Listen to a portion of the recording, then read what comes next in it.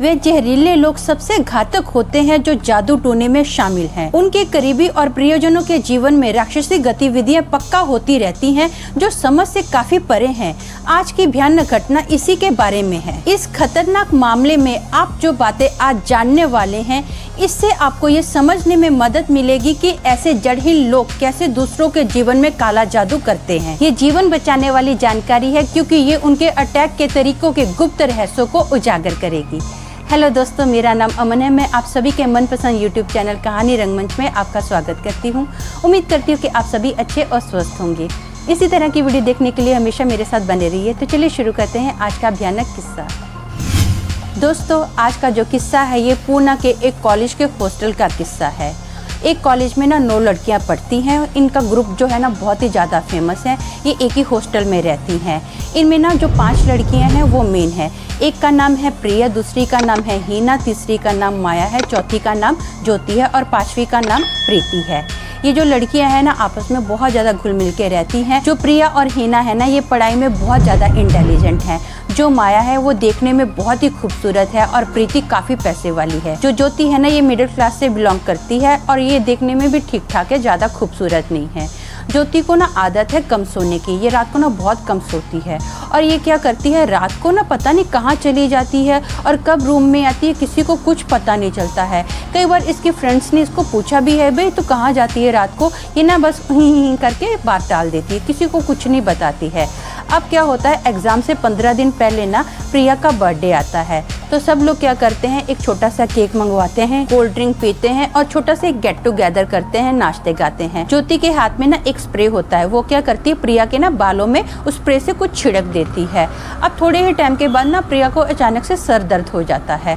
उसको भयंकर दर्द होना स्टार्ट हो जाता है। वो पूरी रात सो नहीं पाती है, जिसके कारण ना वो सुबह कॉलेज में भी नहीं जा पाती है। सब लोग कॉलेज में उसका वेट करते हैं कि उसको विश करेंगे, लेकिन उसकी तबीयत इतनी ज़्यादा खराब होती है कि वो कॉलेज जाती ही नहीं है। उसको भयंकर सर में दर्द होता है। जो ज्योति और हीना होते हैं ना ये कॉलेज से बंक करके हॉस्टल में आते हैं प्रिया का हालचाल पूछने के लिए। ये देखते हैं कि प्रिया को तो बहुत ज़्यादा बुखार है, तो दोनों डिसाइड करते हैं कि मेडिकल में जाते हैं, कोई बुखार की गोली लेकर आते हैं। अब ना हीना दवाई ले रही होती है, जस्ट वो पैसा पे कर रही होती है तो उसको ऐसा लगता है कि जैसे उसके ना पीठ के कंधे के पास कोई पिन चुभा है। वो फट से पलटी मार के देखती है और वो ज्योति को पूछती है कि तूने कुछ चबाया। तो ज्योति बोलती है नहीं, मैंने तो कुछ भी नहीं चबाया। क्योंकि अभी हीना जो है ना इसलिए ज्योति को पूछती है क्योंकि ज्योति के बिना उसके पीछे कोई भी नहीं होता है।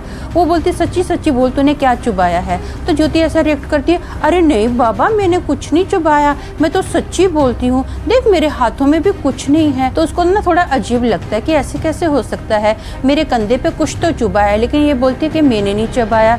चलो ये बात को लेट गो करती है, सीधा आती है हॉस्टल में और ये ना प्रिया को दवाई देती है। अब प्रिया दवाई खा के तो सो जाती है। जैसे ही हीना ना दोपहर का लंच करने के लिए बैठती है तो उसको भी ना बहुत ज़्यादा उल्टियाँ स्टार्ट हो जाती हैं। वो खाना खा ही नहीं पाती है। उसके पेट में इतना ज़्यादा दर्द होता है ना कि उसकी हालत बहुत ज़्यादा ख़राब होती है। उसके जो फ्रेंड्स होते हैं फटाफट वो भी मेडिकल से दवाई लेकर आते हैं। बोलते हैं कि अगर ठीक नहीं हुआ तो हम लोग डॉक्टर के पास चलेंगे। इसको बहुत ज़्यादा पेन है। ये बोलते हैं नहीं, मुझे ना थोड़ा टाइम अकेले रहने दो। अब प्रिया सो रही होती है ना, वो तो दवाई खा के सो गई क्योंकि उसको बुखार आया है, लेकिन ऐसे उसको ऐसा लगता है कि जैसे ना उसके पास कोई खड़ा है। वो थोड़ा घबरा जाती है। वो धीरे से अपनी आँख खोल के देखती है तो इसको ना एक काला सा साया नज़र आता है जो कि उसके आसपास ही चल रहा है। प्रिया फट से अपनी आंखें खोलती है, डर के मारे पूरी आंखें खोलती है और उसको कोई दिखाई नहीं देता है, लेकिन उसको ना चप्पलों की आवाज़ आती है। वो थोड़ा घबरा जाती है कि ये क्या हो रहा है। वो ना क्या करती है, प्रीति के पास जाती है और वो बोलती है मैं तेरे पास लेट जाऊँ। तो प्रीति बोलती है ठीक है लेट जा। अब ये उसके पास जाके सो गई है। इतने में क्या होता है, शाम का वक्त होता है। माया ना रोते रोते सबके पास आती है और बोलती है पता नहीं देखो मेरी नई ड्रेस थी, किसने फाड़ दी मेरी नई ड्रेस, मुझे कुछ नहीं पता चलता है, कहाँ पे फंस गई है, क्या हो गया इसको पता नहीं है। देखो कितना बड़ा ना उसके नई ड्रेस में होल होता है। तो सब लड़कियां जब कपड़ा चेक करते हैं ना तो सब लड़कियां अब देखती हैं और वो बोलती है कि तेरी ड्रेस ना किसी चीज़ में अटक के फटी नहीं है, पक्का किसी ने इसको कैंची से काटा है। तो सब लड़कियाँ बोलती हैं कि अजीब सा हो रहा है हमारे साथ, ऐसा कैसा है कि किसी का कपड़ा फट रहा है, किसी किसी की कुछ चीज चोरी हो रही है। तो माया बोलती है मेरे कमरे में ना ज्योति आई थी, उसके बिना तो कोई आया नहीं था, मुझे तो पक्का ज्योति पे डाउट हो रहा है। तो सब लड़कियां ना अब डिस्कस करना स्टार्ट कर देती हैं। सब लड़कियां एक के बाद एक कड़ी जोड़ना स्टार्ट करती हैं। प्रिया बोलती है कि हाँ, जब ज्योति ने मेरे बालों पे स्प्रे से कुछ छिड़का था ना, उसके बाद मुझे सर दर्द स्टार्ट हो गया। तो फिर हिना बोलती है कि हाँ, उसने ना मेरे कंधे के पीछे कुछ चुभाया था, तब से मुझे उल्टियाँ स्टार्ट हो गई हैं। अब माया बोलती है भाई मेरे को तो पता नहीं है कि मेरे साथ क्या होगा, उसने तो मेरा कपड़ा फाड़ दिया है, मुझे तो बहुत टेंशन हो रही है। अब ना थोड़ा रात का वक्त होता है, तो सब लड़कियां सोचते हैं कि ऐसा करेंगे हम लोग ना, ये रात को कहीं जाती है, हम लोग देखेंगे कि कहाँ जाती है। अब ना रात के वक्त प्रीति को जोर से टॉयलेट आती है। जो हॉस्टल का वॉशरूम रहता है ना, प्रीति वहाँ पर टॉयलेट करने के लिए जाती है। टॉयलेट करने के बाद वो जैसे ही अपने हाथ धोकर आती है ना, तो वो अपने पीछे ना ज्योति को पाती है। ज्योति की जो आंखें हैं ना, बहुत बड़ी बड़ी आंखें हुई है। उसने यहाँ तक काजल भरा हुआ है अपनी आंखों पर, और उसने ना एक लाल सा टीका लगाया हुआ है। उसके सफेद कपड़े हैं, उसके बाल भी पूरे खुले हैं, और बहुत ही वो डेंजर लुक से ना प्रीति को देखती है। अब प्रीति देखकर ना उसको पलट के बोलती है कि तू मेरे पीछे क्या कर रही है। वो थोड़ा घबरा जाती है। तो ज्योति क्या करती है, प्रीति के बाल पकड़ती है और उसको खींचना स्टार्ट कर देती है। प्रीति ना चीख मारती है, फटाफट उसका हाथ झटकती है और वहाँ से वॉशरूम से भागती है, सीधा लड़कियों के पास आती है और बताती है कि ज्योति ने ऐसा ऐसा मेरे साथ किया है। तो सब लड़कियां तो पहले ही डिसाइड कर चुकी थी कि आज हम देखेंगे ये रात को क्या करती है, कहाँ जाती है। तो सब लड़कियां ना सोने की एक्टिंग करती हैं। अब जैसे 2:30 बजते हैं ना, तो ज्योति अपने रूम से बाहर निकलती है। वो क्या करती है, सीढ़ियों से ऊपर जाती है। अभी टेरेस का दरवाजा तो लॉक है। जो लड़कियों के जूड़े की पिन होती है ना, वो क्या करती है, उस जूड़े की पिन से ना लॉक को खोलती है और सीधा टेरेस के ऊपर जाती है। टेरेस के ऊपर जाने के बाद ना उसके हाथ में ना सिंदूर होता है। वो सिंदूर से ना एक गोल सर्कल बनाती है। गोल सर्कल बनाने के बाद उस सर्कल के अंदर बैठ जाती है। उसके ना हाथ में 8 छोटी छोटी कपड़े की डॉल्स होती है। वो सब गुड़िया को क्या करती है, अपने सामने रख लेती है। अब ना वो कुछ मंत्र पढ़ना स्टार्ट करती है। मंत्र पढ़ते पढ़ते ना वो अपने सर को जोर जोर से हिलाना भी स्टार्ट कर देती है। ये देखकर सभी लड़कियां बहुत डर जाती हैं। सब लड़कियां अपने मुंह पे हाथ रख लेती हैं कि डर के मारे हमारे मुंह से कहीं चीख ना निकल जाए।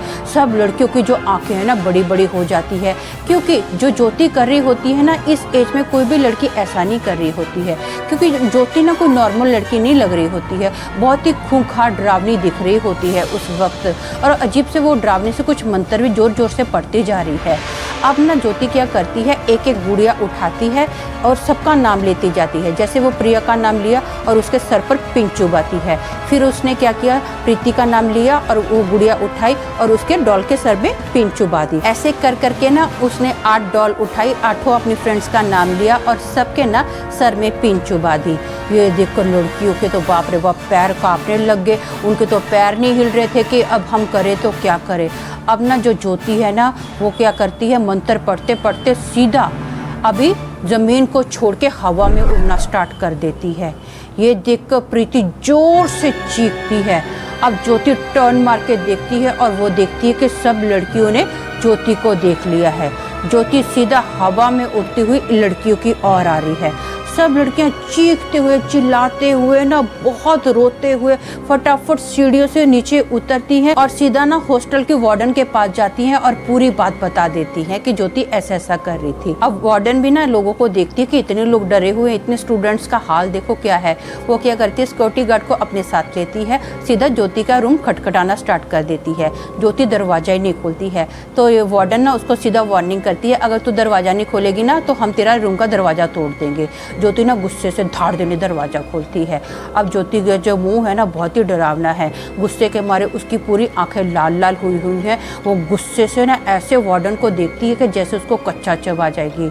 अब वार्डन उसको बोलते चल पीछे हट, मुझे ना तेरे रूम की तलाशी लेनी है। तो ज्योति बोलती नहीं, तुम मेरे रूम की तलाशी नहीं ले सकते हो, तू जानती नहीं है मैं कौन हूँ। हाँ, तू जो मेरे साथ करी है ना अच्छा नहीं करी है, इसका अंजाम अच्छा नहीं होगा। तो वार्डन बोलती है जो करना है कर ले, मैं तेरे से डरने वाली नहीं हूँ, मुझे जो करना है वो तो मैं करके ही हटूंगी। अब ना इसके रूम की तलाशी ली जाती है। जब इसके रूम की तलाशी ली जाती है तो इसके रूम से ना लड़कियों के बहुत सारा सामान मिलता है। किसी की कंघी मिलती है, किसी के कपड़े मिलते हैं, किसी का ब्रेसलेट मिलता है। हर एक चीज़ लड़कियों की जो खो गई थी ना इसी के रूम में पाई जाती है। तो वार्डन ना इसको स्ट्रिक्टली वार्न करती है कि अभी का अभी अपने मम्मी डैडी को कॉल कर। ये बोलती है मैं नहीं करूँगी। तो अभी क्या होता है, जो स्टाफ होता है ना, इसके मम्मी डैडी को इमीडिएटली कॉल करके बोलता है कि अभी का अभी आप अपने घर से निकलिए, हमें सुबह तक आप कॉलेज में चाहिए। अब सुबह इसके मम्मी डैडी आते हैं। जब पूरी बात ना स्टाफ के द्वारा इसके मम्मी डैडी को बताई जाती है तो इसके मम्मी डैडी बोलते हैं आप लोग पढ़े लिखे हो, कैसी बातों में विश्वास करते हो। तो स्टाफ वाले बोलते हैं कि ये बात आप हमको मत समझाइए, अपनी बेटी को समझाओ। आपकी बेटी जो है ना रंगे हाथों पकड़ी गई है। आपकी बेटी के खिलाफ ना कॉलेज सख्त डिसीजन लेगा, क्योंकि यहाँ पर बच्चे पढ़ने लिखने के लिए आते हैं, ना कि कोई काला जादू करने के लिए आते हैं। तो इसके मम्मी डैडी क्या करते हैं, गुस्से से ना इसको कॉलेज से ही बाहर निकाल देते हैं और फाइनली इसको अपने घर पर लेकर चले जाते हैं। तो दोस्तों मेरा मानना ये है कि जादू टोने का जो प्रभाव होता है ना, वो पीड़ित पर सीमित समय के लिए ही पड़ता है, लेकिन जो व्यक्ति ऐसी हरकतें करता है ना, उसको जीवन भर कुछ ना कुछ पीड़ा होती ही रहती है। और अगर कोई ऐसा करता है ना, तो उसको बदले में जीवन भर अकल्पनीय कीमत चुकानी ही पड़ती है। तो आज के लिए बस इतना ही। कल फिर मिलूंगी और एक भयानक किस्से के साथ। तब तक के लिए शालोम, शांति और सलाम।